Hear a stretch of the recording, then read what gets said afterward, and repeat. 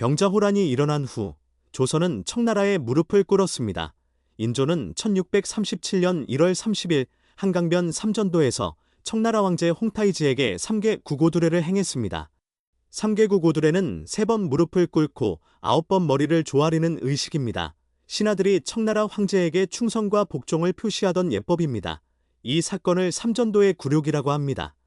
조선이 1392년 건국된 후에 겪은 가장 치욕스러운 사건이었습니다. 병자호란은 왜 일어났을까요? 청나라 입장에서 조선을 침공한 배경을 살펴봅니다.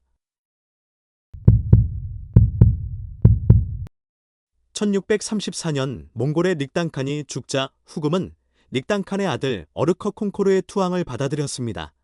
몽골에서 닉당칸은 칭기즈칸의 정통성을 잇는 정치적 권위를 갖고 있었습니다. 홍타이지는 닉당칸의 옥새를 손에 넣어서 몽골의 지배자가 될 수 있는 권위를 획득했습니다. 이 사건을 계기로 만주 몽골 한족을 아우르는 비한족 세계의 황제 자리에 추대되었습니다. 1636년 4월 홍타이지는 나라 이름을 후금에서 대청으로 바꾸고 황제 자리에 올랐습니다. 심양성의 황제 즉위식장에는 만주족 장군과 신하들뿐만 아니라 한족 출신의 항장과 몽골에서 온 제후들이 도열해 있었습니다. 만몽한 출신의 신하들은 일제히 홍타이지에게 3개 구고두례를 행한 뒤 꿇어앉았습니다. 문제는 조선이었습니다. 조선은 홍타이지를 황제로 인정하지 않았습니다. 황제 즉위식장에는 조선에서 온 사신 나덕헌과 이확도 있었습니다. 두 사람은 즉위식이 진행되는 내내 홍타이지에게 절을 하지 않았습니다. 조선은 형제국이지 신하나라가 아니라고 생각했기 때문입니다. 함께 도열해 있던 청나라 신하들은 발끈했습니다. 두 사람을 죽이라는 목소리까지 나왔던 것 같습니다. 홍타이지는 그런 목소리를 누르면서 이렇게 말했습니다. 이 일은 조선 국왕이 양국 사이에 틈을 만들기 위해 일부러 꾸민 것이다. 내가 사신들을 죽이면 조선 국왕은 내가 맹약을 어겼다고 할 것이다. 나는 한때의 하찮은 분노 때문에 사신을 죽이지 않겠다. 홍타이지가 이확과 나덕헌을 통해 조선에 보낸 국서는 불만으로 가득 차 있었습니다. 조선의 신하들을 가리켜 백성과 나라를 위해 경륜을 발휘할 줄은 모르면서 허언만 일삼는 소인배들이라고 비난했습니다. 세상 물정을 모르는 서생들이 10년간 이어져온 화의를 깨고 전쟁의 단서를 열었다고 적었습니다. 이어서 조선이 청나라를 원수로 여기니 전쟁을 통해 승부를 겨루겠다고 선언했습니다. 그러면서 인조에게 스스로 죄를 깨우쳤다면 자제를 볼모로 보내라고 요구했습니다. 그렇지 않으면 군대를 일으켜 쳐들어가겠다고 위협했습니다.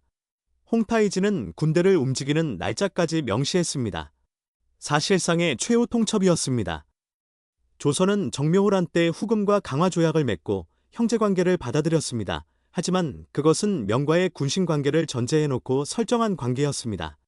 조선은 명나라 중심의 세계질서가 용인되는 조건에서 후금과 형제관계를 맺었습니다. 정묘호란 직후에는 후금이 조선과 명나라의 군신관계를 문제 삼지 않았습니다. 1628년 홍타이지는 조선 사신을 접견할 때 조선과 명나라 사이에 200년간 이어진 우호관계를 단절할 필요는 없다고 했습니다. 그러나 청나라가 건국되면서 상황이 완전히 바뀌었습니다. 병자호란 직전까지 조선은 만주족을 오랑캐로 여겼을 뿐 아니라 홍타이지를 황제로 인정하지도 않았습니다.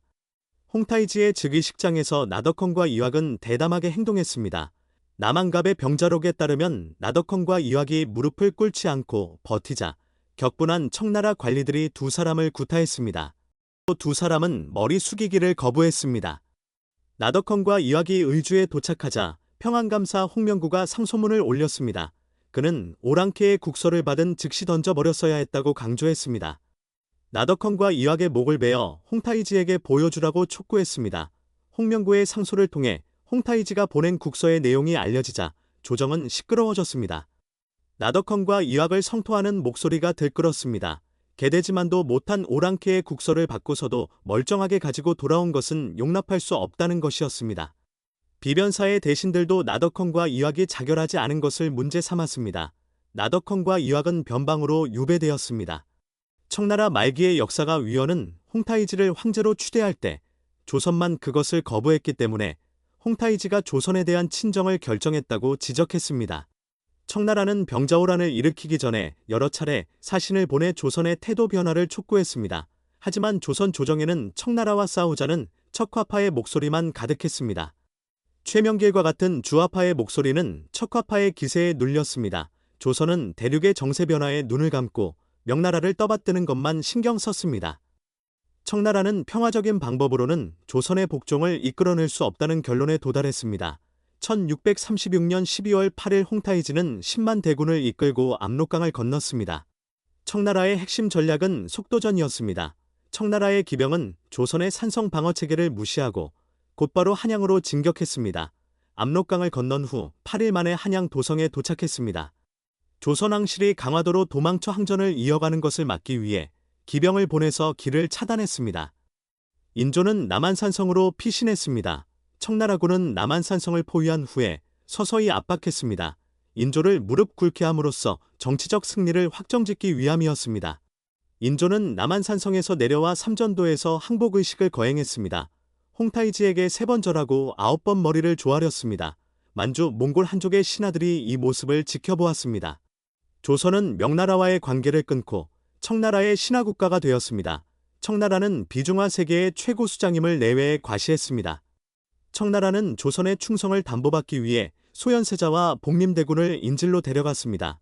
후방의 위협을 완벽히 제거하고 명나라를 무너뜨리기 위한 준비를 마쳤습니다.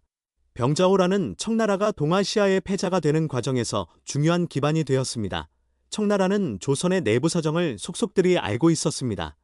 반면에 조선은 패권이 이동하는 국제정세에 유연하게 대응하지 못해 삼전도의 굴욕을 맛보았습니다.